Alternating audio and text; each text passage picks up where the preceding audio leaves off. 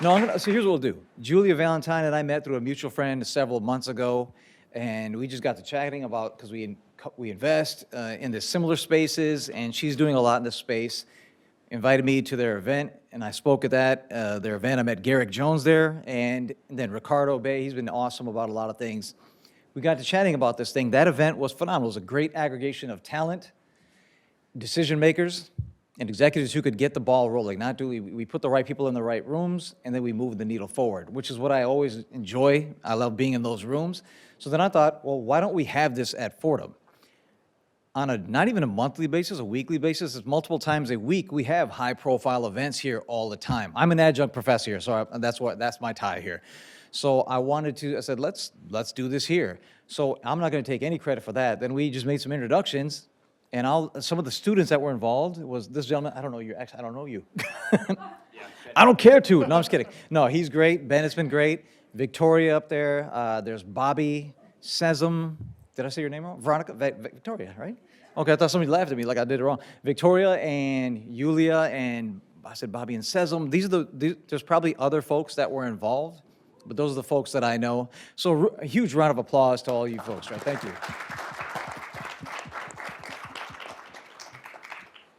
So we're going to tee it up. So I'm going to give you we have some high pro, you have a lot of, actually they're all athletes in different capacities, so we're going to talk about that. We are going to talk about, I'll give you an ESPN highlights into their background, and then I'm going to have them take a deeper dive and tell you exactly what they do. So I can just start at the tail end. I've known Vasu the longest, I guess, all right? So he runs Courtside Ventures with a few other GPs, and they're sports, gaming, lifestyle. And he's been kind enough, actually I always run deals, probably some decks that you all sent me. I sent it his way, and I said, hey, do you want to do this? And so he's just been great. He's been kind of an unofficial mentor to me in many ways. Whenever I'm looking at something in the sports space, I'll send it his way and say, hey, do you want to do it? And look into that. I'll have him go through that in a moment. Tad right next to him, phenomenal, this guy. Okay, so actually these two gentlemen in the middle, they played in the Canadian Football League on opposing sides. I think you're competitors, but they're frenemies. They're good. They're friendly with each other. Yeah. There's some great stories with these guys, but they both won the equivalent of this. Just in case anyone doesn't know, in Canada it's called the Grey Cup, which is like the Super Bowl here. They both won it 2 times each. Were you in the same Grey Cup? No, he wasn't good enough when I won 2, and then he won 2, and we actually played in one together, but we lost it.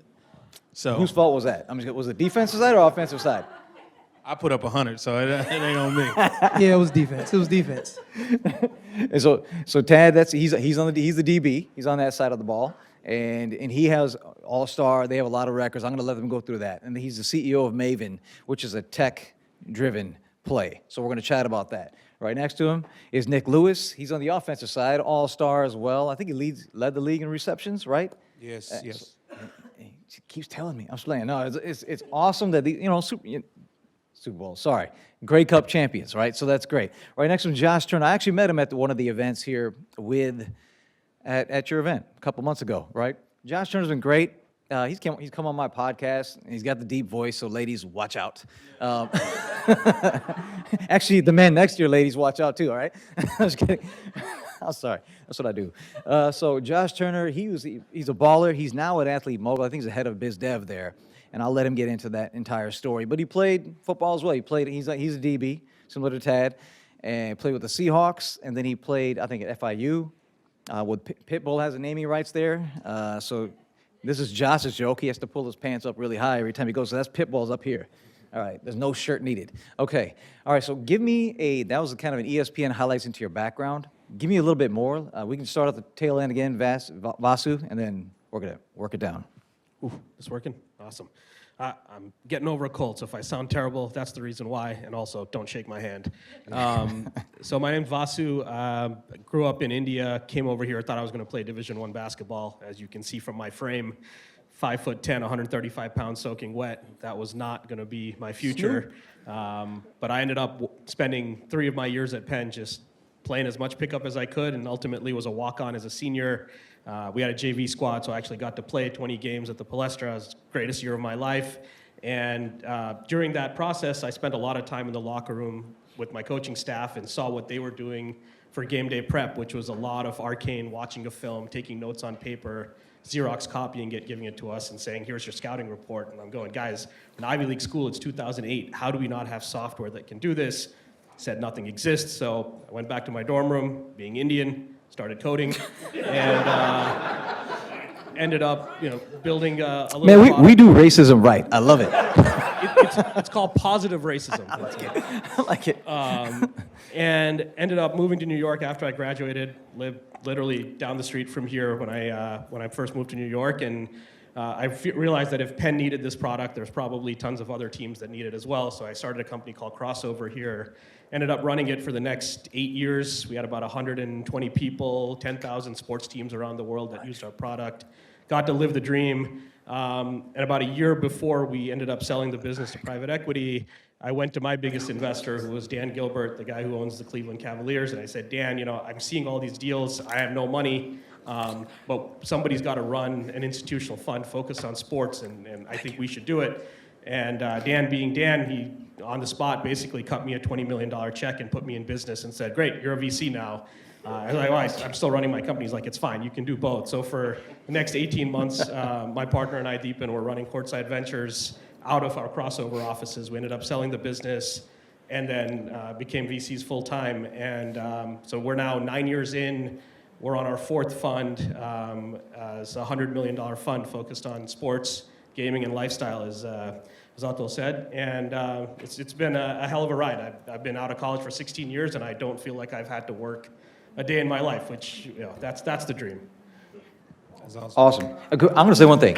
Keep going. Yeah, give it a. So, I'm from Chicago area, and Michael Jordan is an LP in his latest fund. So, I just want to throw that out there. All right, Tad. Hello? I'll keep it short. Follow that. Yeah, I'll keep it short. I'll keep it short. I have trust issues, so I'm not telling you guys too much information. Tad Kornegay from Trenton, New Jersey. I'm actually an alum at Fordham as well. I went to Fordham from 2001 to 2005. I graduated in 2005 with a marketing degree. I am a Hall of Famer here at Fordham. I'm in the Athletic Hall of Fame. Yep.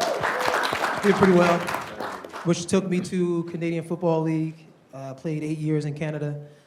Won 2 Grey Cups, as Atul said earlier. I played in 5 of my 8-year career. After football, I decided to get an entrepreneurship because I realized I couldn't work for anybody after working for so many different coaches all those years. Got into my own cleaning product called Luminous Cleaning Solutions, which is a non-toxic cleaning solution for cars, planes, and boats. Did pretty well till COVID happened. Pandemic kind of shut my business down a little bit, so I had to rebrand, restructure after the fact. During those times, I reached out to a lot of friends just trying to figure out how to make money, as we probably all did. Ran into an old friend that told me a little bit about data infrastructure and data centers that he was involved in. So later on, just recently, I created Maven Group, basically I said black, didn't I? I did say that. Minority-owned business enterprise that basically is focused on social and economic, social and economic impact. We focus on, we're going to start our pilots at HBCU campuses and inner cities. It's all for the underserved. We have infrastructures that are going to be built on campuses, such as like data centers, to basically provide high connectivity to the underserved areas surrounding it, and also on campus, basically teaching colleges how to monetize their own data, and also bring a workforce program to involve their students as well.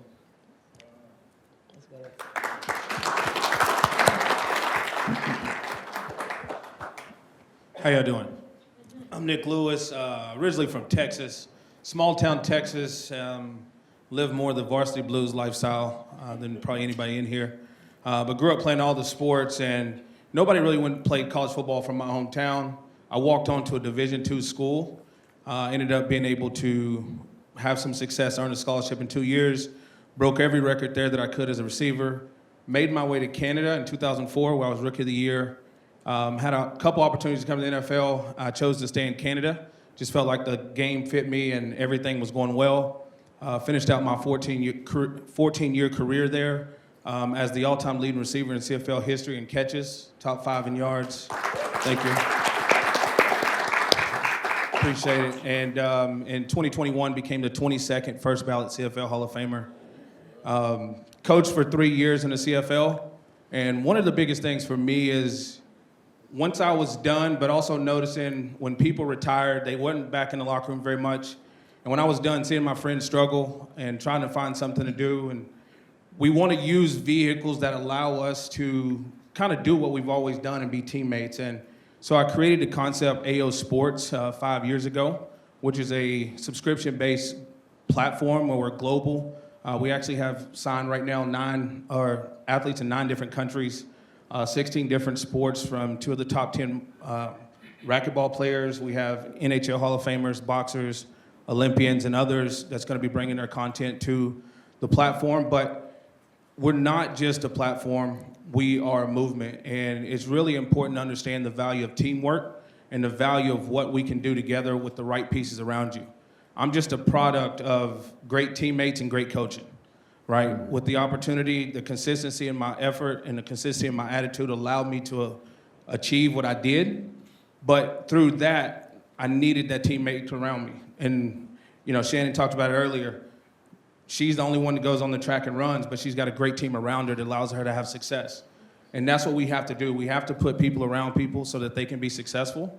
And that's what we're doing, and we're just leading with content. So it's going to be a wonderful platform and a team structure that's built not only for the top 1%, but also the other 99%, because I have to represent the D2 walk-on version of myself as well. So my stories allow me to create this, and I just look forward to sharing that with you as well. Watch out. Here we go. Here we go. Is it on? I think some. Hello? Is it working? Oh, damn it. Of course it is. Yeah, he threw me in this, man. He caught me off guard. But no, I'm very privileged to be here with all these guys. Seriously, it's an honor. Josh Valentine Turner from South Florida. Played college sports, so I started at the University of Iowa. Transferred back home, Florida International in Miami. That's why he keeps referencing Pitbull. From there, I was able to play in the NFL for a little bit. I went undrafted. I was with Seattle, and actually spent some time in Canada myself. Made the decision to come back. Had a shit ton of workouts, and yeah, the team stopped calling, and I didn't get picked up. So I graduated college 2022, so I'm pretty fresh out. But as I made that transition, I was really blessed to meet more than a few people that were very influential on my path in helping me transition, which I think is a very, very lost piece of this puzzle when you're dealing with pro athletes, no matter what point in your career you transition. Everyone has this idea that you're an athlete, everyone wants to hire you, which is in essence true, but in reality, it's still extremely hard to break into the workforce and to figure out what you want to do. You don't necessarily have the time or the space while you're playing to pursue your professional wants, depending on your schedule. So when you do hit that point where you're not playing anymore, a lot of people don't necessarily care as much as they did when you were playing. So finding that bridge to get from here to here, especially as a high performer, it can be really difficult. So I was blessed enough to work with a company called Athlete Mogul, who does a lot of business management for pros, and then now I'm working with a company called Scout, who it's a fintech platform that offers support for kids in college making NIL money, which is a very untapped space because there's a lot of assumptions of things that you think are in place to help them, and they are really not. It's very fresh, and a lot of people want to get into it. There's a lot of hands. There's a lot of people that don't have knowledge on it. Even from the university's aspect, you would think someone here knows how to handle all this. And a lot of times the answer to that is no.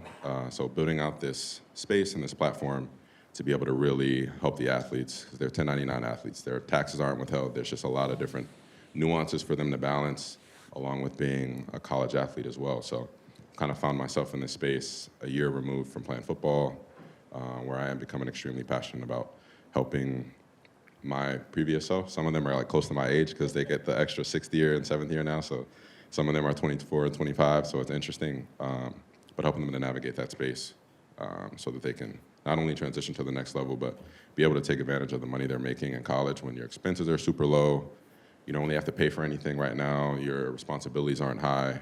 And there's a few things that they all can do and put themselves in a great position to if you do play at the next level, you'll have the tools to be able to handle that money. Because what you do with a little, you'll do with a lot. And then if you don't, you'll put yourself in a position where you have a lot more freedom to chase your dream longer if you have more money, and to figure out what you really want to do if you don't have to rush into something for money.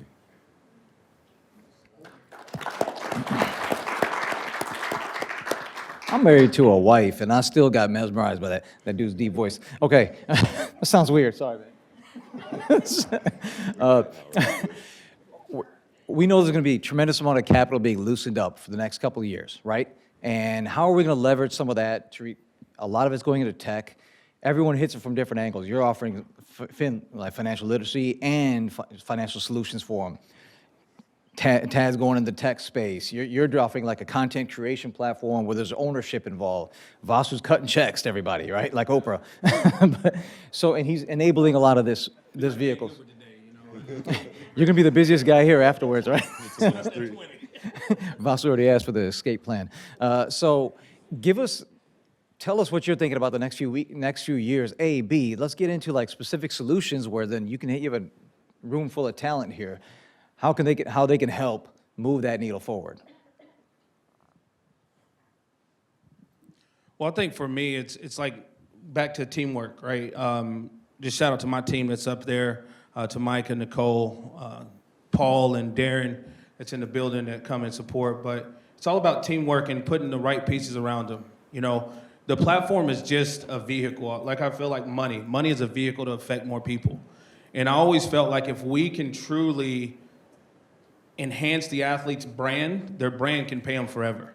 So everything that we do is around building their brand, enhancing their brand, or extending their brand past their playing days, allowing them to leverage what they're doing.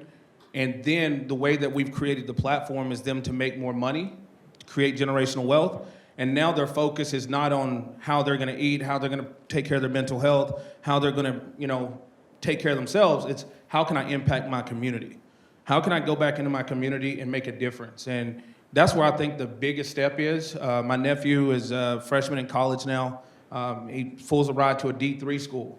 And we were talking, and I said, okay, the first thing we need to do is find a local charity, and let's start putting back into the community. And then people will start to support you, right? Let's understand what we can do from an impact stance, use our voices as athletes to help the ones that are voiceless, right? Impact those communities, impact those people, and doing those things and using our media to drive that narrative and that message and owning that will create success. That's awesome. Awesome. I think what's really interesting for us right now are all these new emerging leagues that are popping up. I think gives a lot of opportunity for existing athletes to get into the ownership game in leagues that, if you go like the traditional four, it's really hard to buy in unless you're a multi-billionaire today. You really can't get in.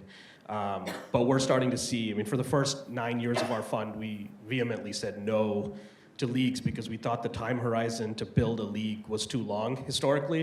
If you think about how long it took the NBA, the NFL to get to the size that they are, it was many, many decades. And so we're trying to return capital to our LPs in 10-year cycles. We didn't think we could make that happen. Over the last 2 years, we've seen sort of a shift to leagues that are not exactly competing against the Big Four or Big Five here in the US. It's different type of gameplay, shorter time spans. Next generation isn't going to watch 2.5-hour games on TV. It's got to be mobile friendly, and you need to be able to get an audience on day one. And so we've started to see the rise of these creator-led leagues. Like we haven't announced it yet, but we invested in a soccer league out of Germany where it's 6-on-6 soccer. You're playing on a shortened field, 2 15-minute halves, and you can't kick the ball backwards when you're behind midfield. So it forces the action constantly, right? And every one of the 8 teams in this league is run by an influencer that has more than 25 million followers already on Instagram or TikTok. And some of those are former athletes. It's like 2 or 3 former athletes and then 6 or 7 true content creators. And on the very first day that they launched in Germany, they were the #1 watch channel on Twitch. They didn't have to wait to get a media rights deal because you can go stream your own games now live. So the entire landscape is shifting to where traditionally a league would take 5 years to get to the point where ESPN would have a conversation with you, and then they'd say, look, we'll send someone down there, but we won't pay you for media rights, and then 10 years in, we'll pay you for media rights. Now it's, hey, listen, I've got this audience on day one. We're going to stream on Twitch or on YouTube. People are going to come watch, and so the sponsorship dollars are flowing in instantly. So now we're starting to get a little bit more excited about some of these exciting new leagues where, again, I probably would never invest in another basketball league or a football league that's competing with a Big Four sport. But things like soccer globally, the rodeo, shockingly enough, I think is an interesting play. So that's the stuff that we're looking at right now. And some of these things got these incredibly high valuations during the pandemic. Like pickleball went way out of whack, so it became uninvestable, in my opinion. So, If I ran for president of this country, it would be run on the platform of ending pickleball permanently. It is an epidemic. It's people who don't want to work hard enough to play tennis trying to play pickleball. it seems like anybody can get back all in. the basketball courts. This shit has to stop. Hey, but like doing the research, table tennis is number 5 most watched sport in the world. Boom. Yes, American football is number 11. So when you think of it from a global standpoint, people are watching, and like you said, these alternative sports that offer us an opportunity. People are watching, and they're niche sports that have a place in what we can do, and it can be very exciting, especially when you force the action. American football's number 11? Yeah. Is this from like ChatGPT 1.0? Oh, it's real. It's real. Okay. Wow. Okay. It's a North American sport. Yeah. Okay. Listen, I have a body type for pickleball. I'm off. I should have not been playing football. If pickleball was popular back then, I would have been the lead. Your football would have been. All day.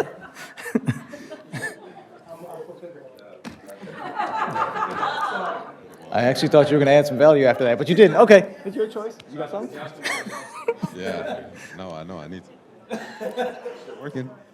The mic wants to quit It on is? you. It's There like, we I go. can't take this voice. Yeah, it's a little bit different from what they were talking about, but the space that I'm kind of sitting in now with college sports, something I've noticed is there's an immense need, specifically, that's probably never going to go away. Like I said, the universities would probably have to hire an entire new department to be able to take care of what it is the students need money-wise. They have some of them have a 20, 30, 40, $50 million budget simply for their football team. So they're just loading out this money, and then there's a lot of things that need to happen from point A to point Z while they are in college making all of this money. And that's where I think Scout they do a really good job. It's very tedious. It's a lot of one-on-one calls, but we take them through an entire process. It's not just kind of a show you what, it's more so of a show you what and show you how and show you why. So then when they do transition to that next step, some of them are making more, a decent amount of them are making more than NFL players are making in college.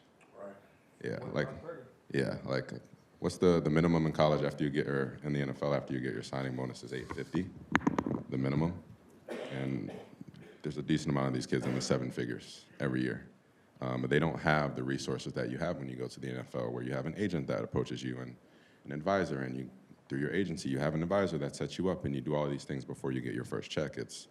I'm 18 years old. My family may not be financially literate enough to handle this type of situation at this magnitude, and I don't know where to get this information. The school's job, as far as the collective, which a lot of times is separate from the school, which is interesting, is how do we get this money in here so that we can pay the players to get here? The coaches is how do we put stuff together so that they play well and we win? And the admin is just overseeing that. So there's no one that's really looking after what these kids are doing with their money after they get it. And we've come across a couple that have been in pretty bad situations, whether they didn't understand they had to pay taxes, or they thought the school already took them out, or I thought the school handled that. I've heard that so many times. I thought the school did that. I thought the school did that.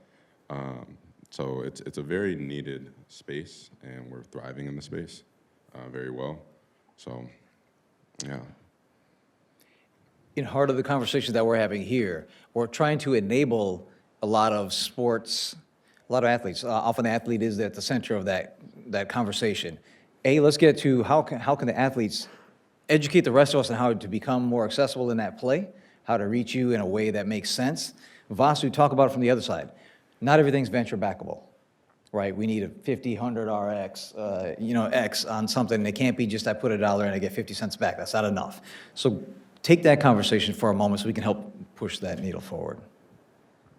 I think for athletes, before they even invest, right, I think you need to learn who your athlete is. Like, I think we're led in such wrong paths in the beginning of the stage once we're done playing, because everybody just sees, like, okay, an opportunity to utilize an athlete's money and just put them in a situation that may better them instead of bettering the whole team as far as the athlete's family and everything else. I think you need to help the athlete find out who he is outside of sports. What is he truly interested in? Because a lot of us, all we knew was that sport our whole life, and that's the only thing we ever loved. We never realized it until it's done. It don't matter how much money you made in sports, whether you played in the G League, arena football, NFL, All-Pro, Hall of Fame. We all go through this phase where once we're done our sport, it's like, what the hell do I do now? Then we go through a depression stage. Like, this is not it. I don't know what to do. Because you feel like you're so lost because your whole life you lived a schedule. You don't realize you had a schedule, but you lived a whole schedule your whole life. It was football or whatever, it was your sport, school, off-season training, school, sport again. And it was a constant lifestyle you live. So once you're done, you're lost. So I think if you are working with athletes, you need to help them figure out who they really are outside of the sport first before they invest in anything, so they can actually love what they invest in and understand it better. I was just with a Knicks player 2 days ago, and his money manager, and he just wanted me to help explain venture to him, right? And we're sitting there, and I'm trying to explain to him, like, look, we look at, and every athlete thinks they get a ton of deals. They're like, we see everything. I'm like, bro, by the time the deal has gotten to you, everybody on earth has said no to that deal, and they're coming to you because they got nowhere else to go, right? And we do this for a living. We do this 7 days a week. We probably see 5,000 deals a year between the 5 of us at our fund, and we pick 8 per year out of 5,000, and we're still wrong 85% of the time. Those are the economics of venture capital, right? You are wrong 85%. In what other world can you have a job and say you're doing well when you fuck up 85% of the time? And that's the business that we're in. Sam Champion? I'm just kidding. What's that? Sam Champion, he's a weather dude, Yeah. local, I think. But when you're right in venture, you're really right. I always tell the story of StockX because I'm a big sneaker guy. You know, when we invested in StockX, we put 200 grand in out of our first fund at a $20 million valuation, and 5 years later, we sold our stake at a $7 billion valuation to a secondaries fund and returned $41 million, right, in 5 years off of a $200,000 check. It's crazy. But for every one of those stories, I can tell you, 15 others that everything looked great on paper. So many things can happen in a 10-year period that can blow up a business, between founders getting burnt out, markets changing, competition, Apple releases a new update, and a feature that you built is in 200 million phones overnight. And so I always try to help athletes understand that, like, look, if you're going to do venture, one, either you're doing it because you've got so much money, you're just allocating a little piece of it and let the professional do their job, or you're doing it because you want to try and learn and do this after you're done playing. You want to get into venture, so you may as well start writing small checks along the way, but you got to have a portfolio approach. You're not going to, if you just do 2 deals a year, the chances you're going to pick the 2 best deals are slim to none, because we can't do that. And so it's really hard to believe that you'll get lucky. And maybe you'll get lucky one time. You can't do it over and over again. And so, when I was getting into venture, somebody told me, like, investment banking is a terrible job but a great business, and venture capital is a great job but a terrible business, and that's really how we feel. I have like less than a minute, that I'm getting yanked. So whoever can do it, clean it up. Off to you. We're finishing up. Well, I was thinking about what you were saying too about like the transitioning thing, and if you want to work with athletes and helping them figure out what they want to do, who they want to be. I think another lost piece of it too is when you're an athlete, even when you're fresh getting out, the level of access that you have to people is, you don't realize how like astronomical it is. Like, you can get in touch with a lot of different people. You can get in touch with a lot of people that other people can't, whether it's to learn, for opportunities. There's a way to go about it. You'd have to go about it in the right way, but you have such a large reach when it comes to getting to people, and I think that's another thing that if you are going to work with athletes, could help yourself, and obviously it's going to help them, is to encourage them to use their network and to use their reach and to open up a lot of doors. You want anything, Nick? Or Appreciate okay. y'all. Appreciate All y'all. right, we're gonna tap out there. I'm getting those looks. All right, thank you, everyone. Appreciate it.